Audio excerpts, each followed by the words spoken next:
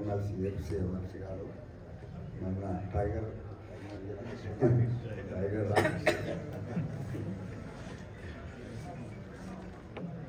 నేను పర్సనల్గా చెప్పాలంటే కాలేజ్ డేస్ నుంచి నేను ఆర్ఎస్ఎస్ మనిషిని. అప్పటి నుంచి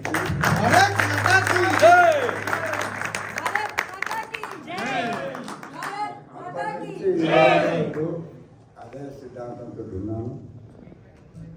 పోతే ఏంటంటే మేము దేశం వదిలి సుమారుగా 52 ఏళ్ళు అయింది. అది ఫాలో తప్పకుండా నేను రోజు న్యూస్ చదువుతుంటాను. ఓన్లీ డిసప్పాయింట్మెంట్ ఏంటంటే మోడీ గారు గవర్నమెంట్కు అబ్సల్యూట్ మెజారిటీ రాకపోవడం అదొక పెద్ద డిసప్పాయింట్మెంట్. అయినప్పటికీ ఆఫ్టర్ నెహ్రూ తర్వాత మోడీ గారు ఈ ద థర్డ్ టైం కంటిన్యూస్గా చేసిన prime minister. We all should be proud of him. I wish we had a better mandate, but unfortunately, you know how the Indian electorate is.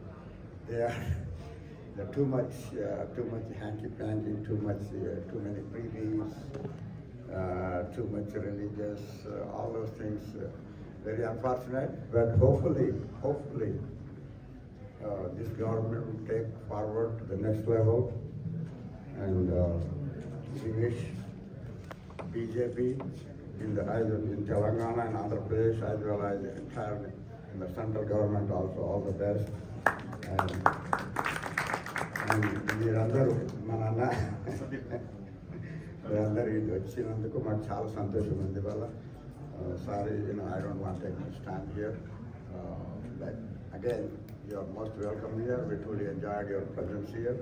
And you have a back home century. Thank you.